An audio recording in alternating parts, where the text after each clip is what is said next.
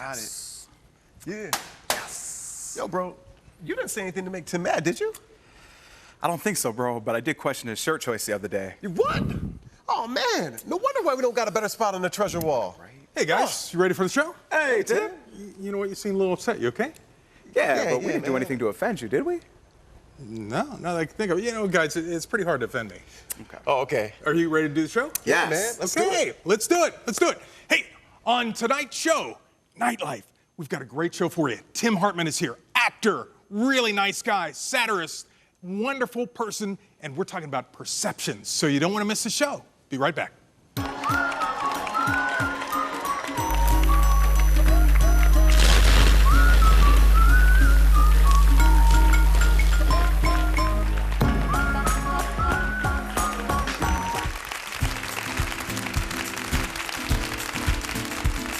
It's time once again, and we're here for your enjoyment. Living it up, laughing it up, while we're lifting them up.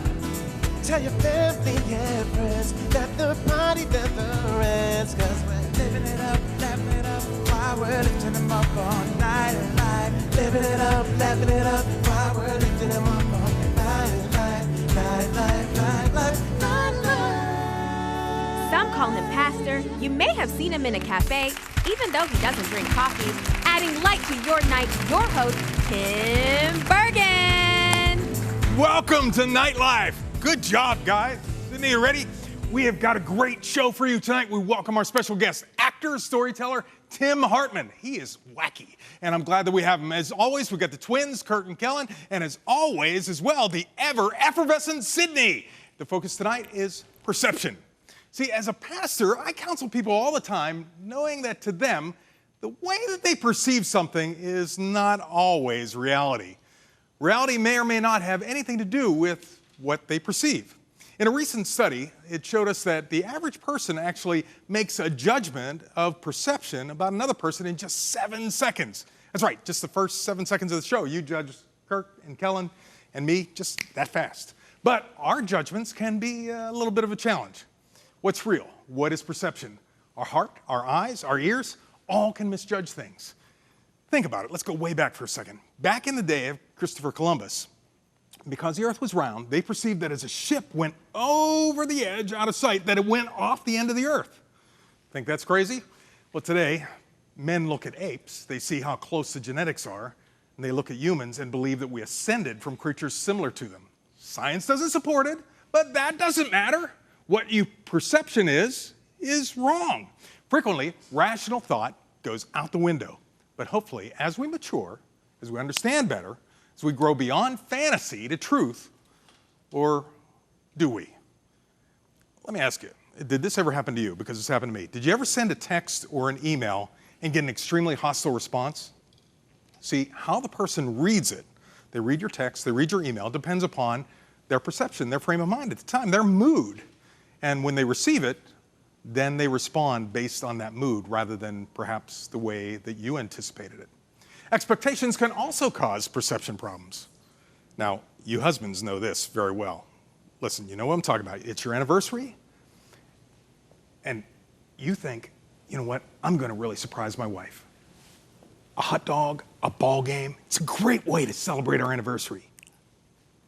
Bad idea. When your wife has got in mind, listen, this quiet, exclusive restaurant, a quiet evening together, talking. Now, if that happens to you, make sure that your plan measured up to her expectations, or you can perceive living on the couch for the next few nights. Sometimes things seem very clear to most people, but someone's perception of something can make you say, what? Like, former President Clinton was contending that his statement that there's nothing going on between us had been truthful because at the time that he said it, he wasn't having a relationship with Monica Lewinsky. But Clinton said, it depends upon what the meaning of the word is. Now, to me, that's a little bit of a head scratcher. Not all perception is reasonable, nor is it truthful. Do you have some perceptions that are deceiving you? The way you look at things might not be true. How do you know what's truth? What do you do about it? Well, let's dig into perceptions and see where we're going. Sydney's here, the guys are here, and we're going to take it out tonight with great music. Guys, ready to go to the break? Let's do it.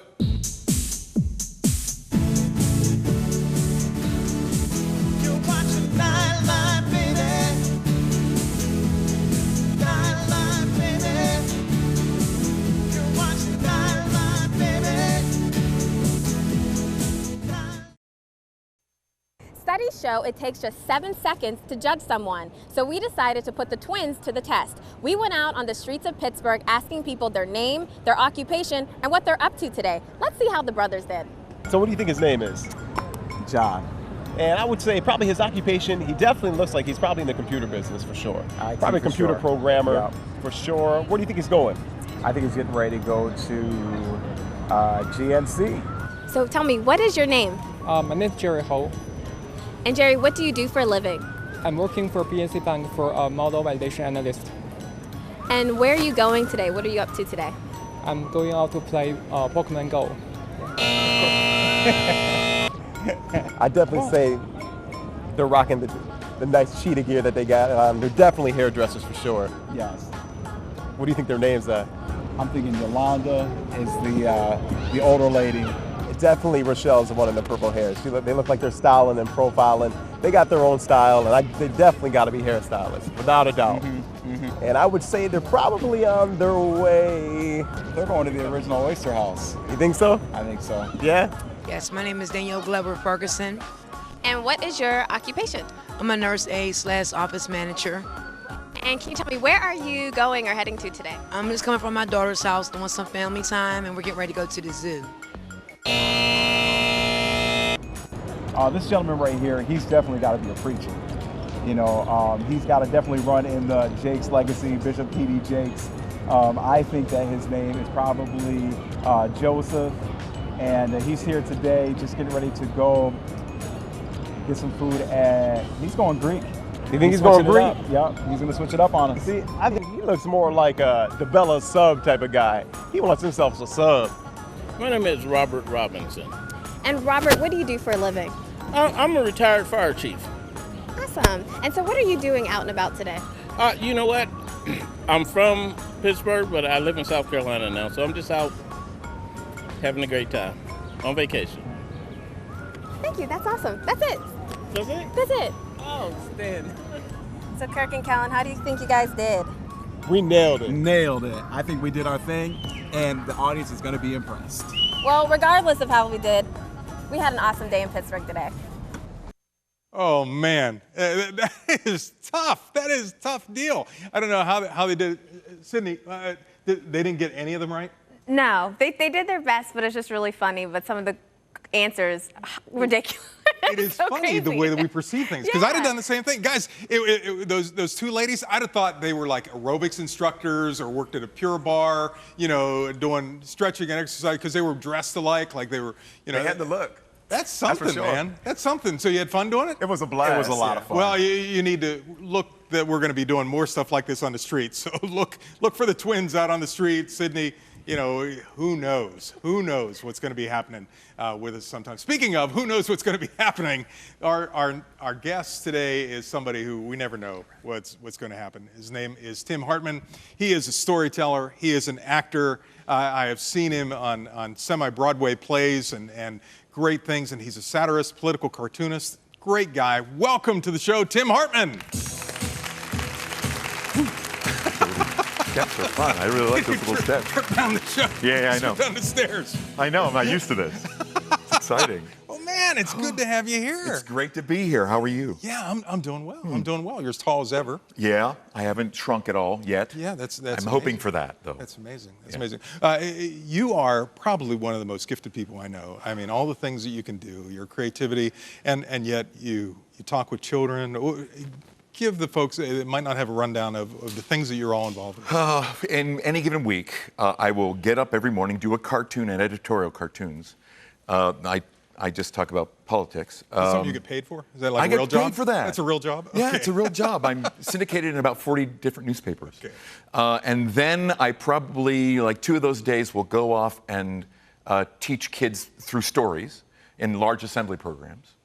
And then usually I'm also in a play, so I'll be performing at night at a theater somewhere. Besides then, I'm also a worship pastor at my church. But I'm a lay guy. I don't get paid to do that. I just love it. Well, everything you just told me has to do with perception, the way that you perceive things with the political cartoons, helping the children to perceive things as you're telling them the stories. Yeah. The actor you develop, as an actor, you develop this character so that people have a perception. Your various characters that you play in A Christmas Carol are all different characters. Now, I really need to ask you something pretty serious. When the Christian community is not known for dealing well with a number of different sin areas. And one of those areas that Christians have great difficulty with is the homosexual community. Right. And I'm assuming as an actor, and I hope this isn't some kind of broad assumption, but you deal probably more with the homosexual community because of your creativity and things like that than most Christians do. How can you help us to understand and to perceive that world different? I think we need to perceive ourselves, number one, as not being Jesus. That we aren't perfect. I can sit right beside you right now and tell you that there's a lot about me that's not very good. Mm-hmm. I have trouble with envy. I have trouble with pride. I have all kinds of things going on in my life that I'm constantly trying to fight. Mm-hmm.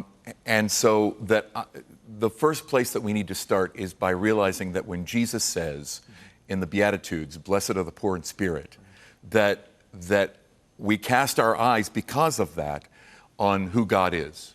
And we know in comparison to God that we are none of us perfect. So that my interactions with anybody, I'm telling anyone, is that first of all, I am a servant to that person because that's what we're called to do, Amen. Right? Yeah, that's good. Love the Lord your God with all your heart, mind, and soul, and love your neighbor as yourself. The two things Jesus gave us: yeah. Love God, love man. Yeah, and so everything I do starts there. Now, I don't know how often I affect people, but I know it has happened. I was in a show years ago in New York, and one of my roommates in my dressing room made it very clear he didn't believe in God and didn't believe in anything like that. But I just kept being the person I think God wants me to be. Too often we're worried about correcting somebody's sin yes. rather than letting them see Jesus. Yes, exactly right. And that's what we're here to do, right? So you're not here to point the finger at them. You're here to keep on looking at you compared to Jesus. And hopefully then more of Jesus that you're able to be in your life reaches out. And so this same person, very late in the run of this show, came up to me one day and he was having a problem. And he whispered in my ear, I really need you to pray for me. Excellent. And I don't know how far he will take that, but those are the seeds that we're meant to plant. One of the things I said in my church, and I say it fairly regularly, is I'll say to my congregation, listen, our church is full of hypocrites, sinners, and broken people. Amen. And that's okay, because as long as we're moving forward, as long as we're moving closer to Jesus, every time that I don't act like Jesus, I'm a hypocrite. It's not that I'm purposely going out there being living in hypocrisy, but I am that way. It's a battle. It's a battle, and it's a struggle. We tend to make that particular lifestyle the biggest sin. Right. Well, we pick those randomly. It used to be divorce. Yes. And then it was alcoholism and drug abuse for a while, and now it's homosexuality. And sooner or later, we're going to mature to the place where we are just being Jesus to people and letting Jesus work on working with That's right. It's not our job. Speaking of working on stuff, this is what you do. Here, I'm going to challenge you. There's a pencil there. We spared no expense in the quality of our implements. It's a fancy pencil. The doodle pad and everything. Yeah. What we want to do is I want to ask you a couple lighter questions, okay? But I want you, talking about perceptions, I want you to draw me, and then I'm going to draw you, okay. and we're going to have perceptions of how we see one another, okay? Okay. Are you ready? You're ready. Are you ready? And right, I'm drawing. So I've got to ask you some questions while we're doing this, though. One of the things that we're trying to do with this show is because it happens at night, we want people to be able to plan their weekends, and I want to know how long you and your wife been married. We've been married for 34 years this August. So is she being canonized? She's had to live through a great deal. She's been. Look at me, for heaven's sakes. And she's 5'2", you know? Oh, my You're God. kidding me. Yeah. You're kidding me. Yeah. Well, what we want to do is I want to find out what is like your favorite dating thing. When you and your wife go out on a date, what's a good idea of a date for you? It all has to do with the preface. We started out in that I make sure that day that we have the day off to do something, that she has nothing else to do. So I'll make sure the dishes are clean and the laundry's done. Wow. And, oh yeah, it's important. You're a nice guy. Yeah, well, you know, I want the woman happy. Especially if you're going to go out and spend an evening. Exactly right. So then what do you do? What is your favorite thing to do? We have this thing. It seems very odd, but we like to get in the car and just drive and see where it takes us. Really? Yeah, it's weird. I know it sounds weird. That is cool. But it is really fun because you end up seeing things that you never knew were there. What have you seen recently? What have you done? We got in the car and we drove down to Maryland, Cumberland, Maryland, and there's the old Railroad? No, it's not the railroad. It's the canal system that was cool. built before the Pennsylvania Turnpike. And you can find parts of it all through Pennsylvania, down into Maryland, all the way to Washington, D.C. Well, they abandoned it as soon as they made the roads. And so, but parts of it are still there. It's really fun to walk through there. Wow, that's cool. That's Yeah. cool. Well, one of the things that we want to do with this show too is I want the guys. Let me give you a rundown. The guys have their promotional poster. And they did this poster, and they want me to hang it up on the wall. And I said to them, I made an agreement with them. I said, listen, we will do this. I'll put this promotional poster on the wall if you guys will do these special songs. Yeah. And I'm going to challenge you every week with your song. Okay, here we go with the challenge, guys. Are you ready? Okay, because Tim's here, we want to do Broadway. And I want to do the title of the show, the theme of the show is Perceptions. So I want you to do Perceptions. And then the last thing will be the Twins pick. Whatever you guys want, okay? So you've got to mix those three things in. Now, we've got to give the big reveal. Oh, yeah. Okay, I want to see who has the best drawing of whom. Okay. Okay? Yeah. Go ahead, show yours to the camera operator over there. Okay, so what I did was I drew me next to Tim. So there's the big Tim and there's the little Tim. Isn't he adorable? Just mini Tim. There's you're my mini Here's me. mine, and I did something on the same basis. You are so tall that I couldn't get your head in, so I just did from your shoulders down because you're just so tall. See that's the way I did that. Everybody knows I'm a freak now. Thank you. Thank you so much. You only torment the ones you love. You know, that's all I'm saying, brother. So, well, with that in mind, we're going over. We've got Sydney and her famous nightlife scoop. I found a story about one boy who refuses to let his disability get in the way of his drive. This story is really sure to inspire you. Ezra Fetch was born with a rare genetic condition. It left him with a partially formed leg and left hand, but the disability isn't stopping the 11-year-old from being a sports superstar. Ezra's family says he's unstoppable, whether he's on the court, on the track, or even on the soccer field. He was nominated for Sports Player of the Year back in 2014. He holds a number of records in sporting events. Ezra and his father are also co-founders of Angel City Sports, an organization that addresses the challenges of athletes with disabilities. His parents told Good Day LA they named him Ezra because it means teacher and helper, and they believe he will be used to help change the world's perception on disabilities. You know, Tim, it's so amazing to see Ezra is truly living up to his name. That is a great story. I mean, here's a kid that could have been limited by the perceptions of other people. They look at him, they feel sorry for him, whatever, or he could have looked at himself and said, oh, why was I born this way? What's wrong? But he said, no, there's no limitations. Right. This is the way God created me, and I can still do amazing things. He can do all things through That Jesus. is a great story, Dad. Sydney. Thanks. And now I'm wondering what in the world the news is, the latest news from the Twins.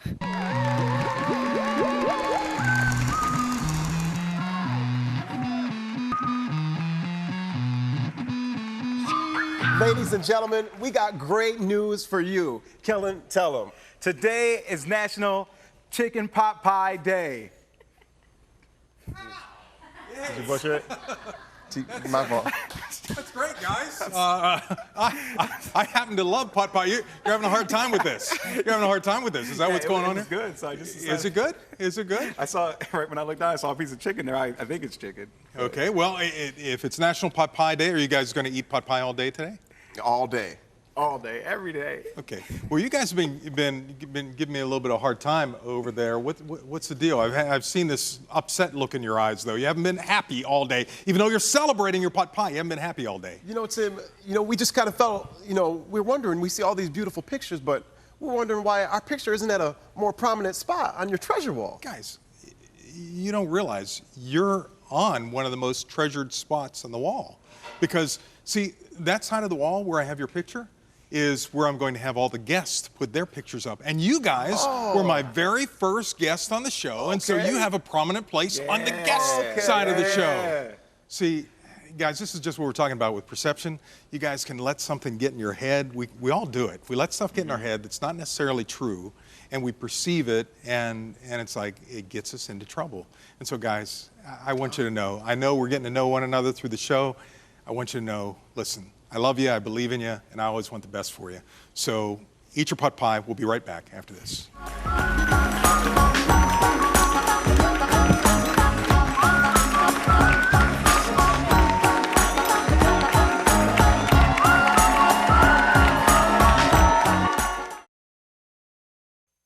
Well, as you've seen in the show, perceptions can be wonderfully creative, or as Kirk and Kellen found out tonight, they can make you feel that something is wrong when nothing really is. Listen, if you're in that mode, I just want to remind you that we have a number that you can call and you can receive prayer anytime, 888-665-4483. The thing about perceptions is they work for elections and sales. They generally are driven by perception. But when it comes to living a life that is amazing, healthy, and world-changing, we have to get back to the life guidebook for answers. In the world of brokenness, caustic attitudes, quick judgments, how do we keep ourselves at peace, seeing reality rather than a twisted reality through our perceptions? Well, maybe this will help. In the book of Philippians, God guides us on how to stay focused and true to the right message. He says this, "And now, dear brothers and sisters, one final thing. Fix your thoughts on what is true, what is honorable, what is right and pure and lovely and admirable. Think about things that are excellent and worthy of praise." See, people need hope. They need to understand that what they perceived is not always the truth, and that there is a higher truth that will bring us peace. Now, if we can live in that perception, then we'll be peacemakers. We'll be bringers of hope and joy and life. And in other words, you will change the world of all those around you. Well, speaking of joy and hope, it is now time for the music challenge. Will the guys come up with the whole idea of Broadway? Will they come up with the idea of perception and where to place the picture on the wall?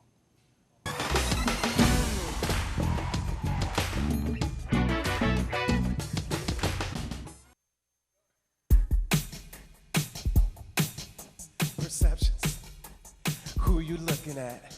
It only takes 7 seconds. They say that's a matter of fact. Perceptions. Do you really even know my name? My occupation, where I'm from, my status, no, that's a shame. Perceptions. Who you looking at? It only takes 7 seconds. They say that's a matter of fact. Perceptions. Do you really even know my name? My occupation, where I live, my status, no, that's a shame. You know who I am just by looking at me. But do you know that I might be someone special, you see? I may be a movie star, shining bright, maybe a doctor that's saving lives, even a singer on Broadway. So many things, but how can you tell just by looking at me? Perceptions, who you looking at? It only takes 7 seconds. They say that's a matter of fact. Perceptions, do you really even know my name? My occupation, where I live, my status, no, that's a shame. Perceptions, who you looking at? It only takes 7 seconds. They say that's a matter of fact. Perceptions, do you really even know my name? My occupation, where I live, my status, no, that's a shame.